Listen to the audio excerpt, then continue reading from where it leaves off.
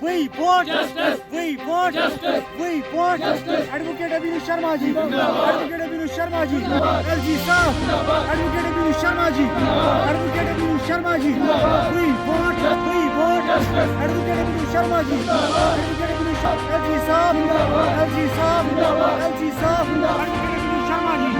Advocate Abhinu Sharma ji. Advocate Abhinu Sharma ji. LG Saab. LG Saab. LG Saab. We want justice. We want justice. Advocate Abhinu Sharma ji. Advocate Abhinu Sharma ji. Advocate Abhinu Sharma ji. LG Saab. LG Saab. We want justice. We want justice. We want justice. We want justice. LG Saab. मेरा नाम एजाज अहमद वानी है और मैं कंगन से Actually, we have gathered here for a couple of reasons. The first and the foremost reason for which we have assembled here is that we want to thank Abhinav Sharma ji, who played a key and instrumental role in unearthing this scam of fire and emergency services.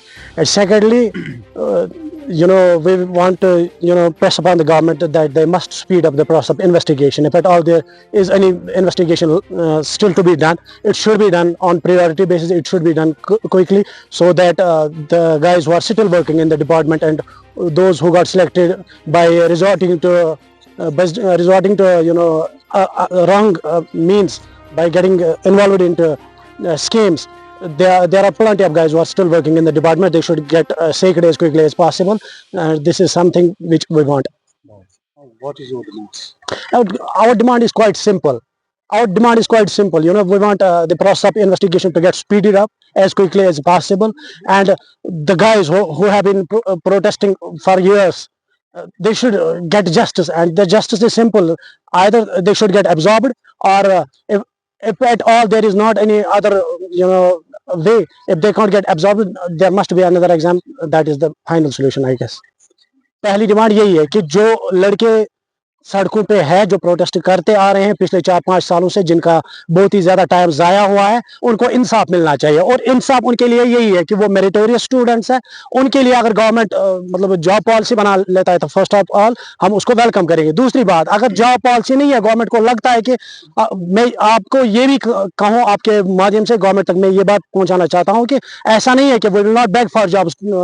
हम ऐसा नहीं है. अगर हम intelligent लड़के हैं, हम exam देने के लिए भी तैयार है, मगर एग्जाम होना चाहिए with in the space of 1 or 2 months, so that हमारा टाइम जो है वो जाया ना हो. और सबसे पहले हम यही चाहते हैं कि जॉब पॉलिसी बनाई जाए. दूसरी बात, अगर जॉब पॉलिसी गवर्नमेंट के पास ना है तो एग्जाम किया जाए, और वो भी बहुत ही कम अरसे के अंदर एग्जाम किया जाए, ताकि हमारा जो ऑलरेडी कीमती टाइम जाया हुआ है वो टाइम हमारा जाया ना हो. हमारी भी फैमिलीज है, हमारी भी सोशल लाइफ है. हम बहुत ही ज्यादा नुकसान हमने ऑलरेडी झेला है, तो हम ये नहीं चाहते कि आगे हम और नुकसान कोई झेलें.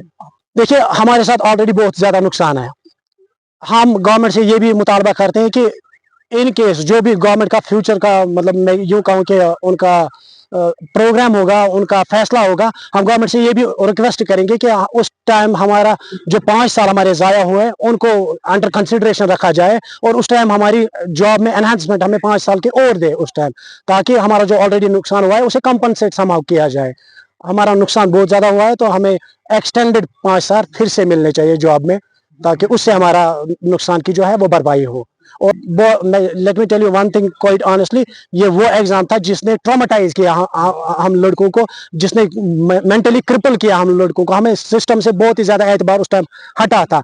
हम एडजस्ट हमारे लड़के हुए होते कहीं ना कहीं, ये बहुत ही ज्यादा इंटेलिजेंट लड़के हैं, मगर fact of the matter is that कि एक बार जब इन्हें डसा गया, उसके बाद हमें गवर्नमेंट पे कोई भरोसा नहीं रहा, जिसकी वजह से वो किसी और एग्जाम के लिए अपने आप को तैयार ना कर सके, क्योंकि हमें पता था कि एग्जाम्स में धांधली होती है बार बार रिपीटेडली. ये खाली हमारा एग्जाम नहीं था जिसमें धांधली हुई, बल्कि FAA और बाकी एग्जामों में, SI के एग्जामों में, जल शक्ति के एग्जामों में, यहाँ पे हमारे लड़कों को ट्रॉमेटाइज किया गया, ये धांधलियां कर करके.